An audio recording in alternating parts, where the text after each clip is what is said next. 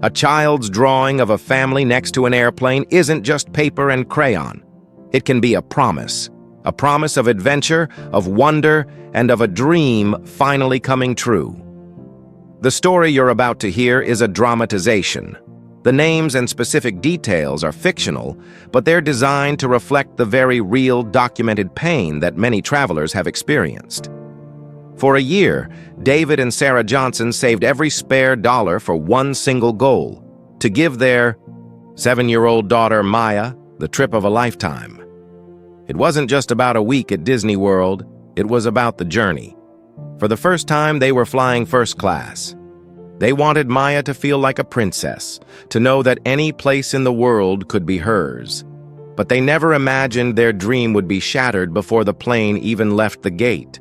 They never imagined the biggest obstacle wouldn't be turbulence, but the prejudice staring back at them from seat 2B. This is a story about more than an airplane seat. It's about dignity, courage, and what happens when injustice at 30,000 feet is met by a force for good that no one saw coming. The scene is the quiet, tense interior of a first-class cabin. A woman's voice, sharp and laced with ice, cuts through the air. She is not sitting here. I paid for a first-class experience, and that does not include this. Find her another seat. Then, only the faint sound of a child trying to stifle a sob. This was supposed to be the trip of a lifetime, but for 7-year-old Maya Johnson, it had turned into a nightmare. All because of the color of her skin. The battle for her seat was only the beginning. The morning started with that special kind of energy only a kid on the verge of a great adventure can have. Maya was a whirlwind of excitement, her pink backpack bouncing as she practically vibrated. At the airport, her eyes were wide, taking in the soaring ceilings and the river of people. For her parents, David and Sarah, this was everything. A history teacher and a nurse, they'd always taught Maya the world was full of possibilities. The first-class tickets were the ultimate surprise. The look on Maya's face when they bypassed the long economy line and walked up to priority boarding was worth every penny. "We're VIPs today, sweetie," David whispered. "Very important princesses?" Maya asked, her voice full of awe. "Exactly," Sarah laughed, squeezing her hand. As they stepped into the hushed, spacious sanctuary of the first-class cabin, Maya let out a small gasp. The seats were like plush thrones. She ran a hand over the soft leather of her seat. 2A, a window seat. "I can see the whole world from here," she declared, peering out at the bustling tarmac. David and Sarah exchanged a look of pure joy. This was the moment. They settled in, and Maya sipped her pre-departure orange juice like it was precious nectar. It was in this bubble of perfect happiness that the first shadow fell. A woman in a sharp business suit boarded, her eyes scanning the passengers. When her gaze landed on Maya, her face tightened almost imperceptibly. She stored her briefcase with a sharp click and settled into seat 2B, right next to Maya. Maya, lost in her own world, was pointing things out to her stuffed rabbit, Hoppy. "Look, Hoppy," she whispered. "That's a fuel truck. Daddy says it gives the airplane its drinking juice." The woman in 2B let out a sharp sigh and snapped open a newspaper, making Maya jump. David offered the woman a polite, apologetic smile. She didn't return it. She just stared back, her expression cold. A knot of unease tightened in David's stomach, but he tried to push it away. They belonged here. They had paid for their seats. But the woman's frosty presence felt like a cold front moving in, threatening the warm atmosphere of their dream. The cabin doors were about to close when the woman in seat 2B deliberately folded her newspaper and raised her hand. "Excuse me," she said, her voice carrying in the quiet cabin. "There is a problem here." A flight attendant named Ben approached, with a practiced, customer service smile. "Is everything all right, ma'am?" The woman gestured with her chin towards Maya. "She is not sitting here," she stated. It wasn't a request. It was an order. Ben's smile faltered. He glanced from the woman to Maya, then to David and Sarah watching from across the aisle. "I'm sorry, the seating chart is confirmed." "The issue," the woman said slowly, "is that I paid a significant amount of money for a quiet first-class experience. That does not include this." She made a vague, dismissive gesture toward Maya. "This section is for paying professionals, not for children." "Running wild?" Maya wasn't running wild. She was sitting perfectly still, but now her big brown eyes were wide with confusion. Sarah unbuckled her seatbelt. "I'm sorry. Is my daughter bothering you?" she asked, her voice calm but firm. The woman looked Sarah up and down. "Your daughter," she said, "belongs in the back of the plane, with the other families. I will not be subjected to noise and mess." The prejudice was no longer a subtle chill. It was a physical blow. The implication was clear. It wasn't just about Maya being a child.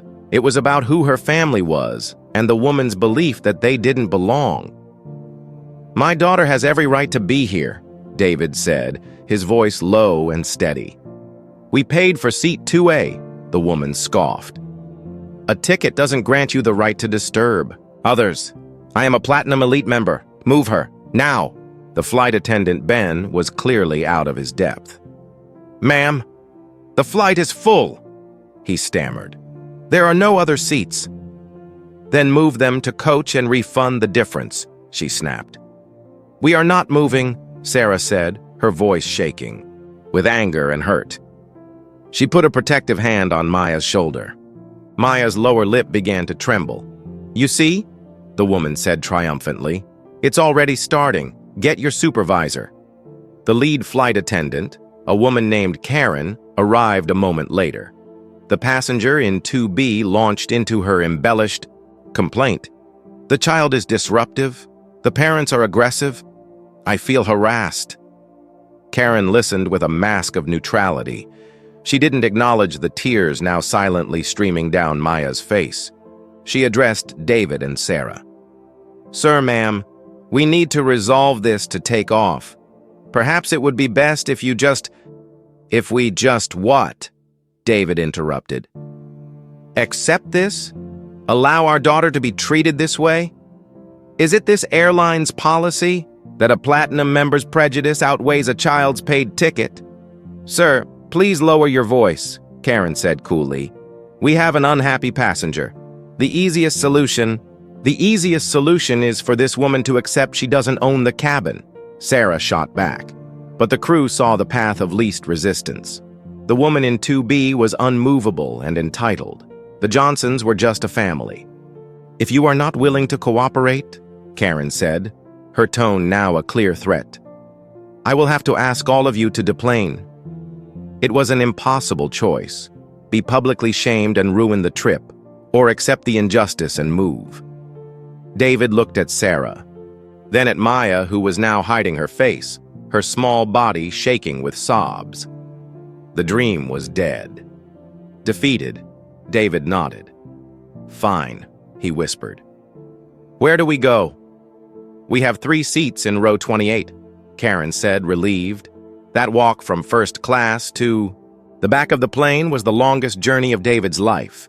He carried a crying Maya, her face buried in his neck. They could feel the stares of other passengers, a mix of pity, discomfort, and judgment. As they passed the woman in 2B, she gave a small, triumphant smirk. The battle was over. She had won. The 3-hour flight was hollow. Crammed into tight economy seats, the magic was gone. Maya fell into a fitful sleep while David replayed the scene in his mind, the humiliation stinging. He felt he had failed to protect his daughter. But they weren't the only ones who had noticed. Another first-class passenger, a tech entrepreneur named Marcus, had been horrified. He hadn't spoken up, but he had quietly recorded the end of the confrontation on his phone. In the terminal, he approached David. "What happened up there was not okay," he said. "I'm so sorry. I have a video of what the flight attendant said. You should have it." That evening, after Maya was asleep, David and Sarah watched the video. Seeing it from an outsider's perspective reignited their anger. This wasn't just a rude passenger. The airline's own crew had enforced the discrimination. Sarah, a woman of quiet strength, made a decision. They can't get away with this. With trembling hands, she wrote a long post on social media, detailing the entire crushing experience. She ended it with a simple question. Is this who we are now? Then she attached the 45-second video. She woke up to a firestorm. Her post had been shared tens of thousands of times. The hashtag #JusticeForMaya was trending. The story resonated because it touched a deep collective pain. For many Black families, it felt painfully familiar, tapping into the well-documented problem often called flying while Black. In fact, the U.S. Department of Transportation has reported a rise in discrimination-related complaints filed against airlines. There have been several high-profile, real-life incidents that echo what the Johnsons experienced. For example, 3 Black men filed a lawsuit against American Airlines after they were all removed from a flight following an unverified complaint about body odor. These events highlight a troubling pattern that civil rights organizations like the NAACP have repeatedly called out. The fictional airline, Global Air, initially responded with a cold corporate non-apology. We are aware of the incident and are conducting an internal review. This only poured gasoline on the fire. The public outcry intensified, and the Johnsons found themselves at the center of a global debate, all while trying to salvage a vacation for their daughter. In a Chicago high-rise, James Thompson, the CEO of Global Air, was having a bad day. His communications chief interrupted a meeting to show him the viral video. He saw the crying child, read Sarah Johnson's post, and scrolled through thousands of furious comments. Thompson was a numbers guy, but he was also a father. He didn't see a customer service issue. He saw a little girl being taught a horrible lesson, that her worth could be questioned because of how she looked. He saw his own employees failing to de-escalate and instead siding with a bully. He felt a surge of anger and profound shame. Now, this is the part of the story where fiction takes a turn toward wish fulfillment, because this kind of direct CEO intervention is incredibly rare. In the real world, after facing discrimination, lawsuits, American Airlines CEO Robert Isom did call a similar incident unacceptable and vowed to rebuild trust, a move the NAACP acknowledged was a decisive step. But what the fictional CEO did next went far beyond a press release. His first call was to flight operations. The platinum member in seat 2B on that flight? Ban her for life. We don't want her business. The 2 crew members? They're suspended. Pending an investigation that will start with them explaining their actions to me personally. His next call was to the Johnson family's hotel. He dialed the number himself. Sarah answered, her voice wary. Hello? Mrs. Johnson, my name is James Thompson. I'm the CEO of Global Air. After a moment of silence, he continued. I am calling to offer my deepest, most profound apology. I've seen the video and read your words. There is no excuse. What happened was a complete and total failure on our part. He went on. An apology isn't enough. Your trip was ruined by my employees. I'd like, if you'll allow it, to try and make this right. David found his voice. How? My daughter asked me why the mean lady didn't want her there. How do you fix that? I can't erase that, Thompson said, his voice thick with emotion. But I can show her, and you, that she is valued, that she belongs anywhere she wants to be. I am in Chicago, but I can be in Orlando in 3 hours. I'd like to apologize in person, and I'd like to offer your family a new vacation on us, completely, he added. The passenger who did this has been banned for life. The crew is suspended. This will not be swept under the rug. After a long pause, Sarah spoke. Okay, Mr. Thompson, we will meet with you. The next day, James Thompson came himself.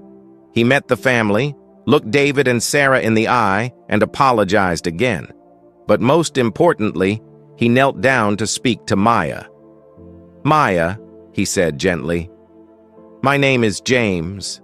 I'm the boss of the airline. I heard someone wasn't nice to you, and I am so sorry. That person was wrong. Our crew was wrong.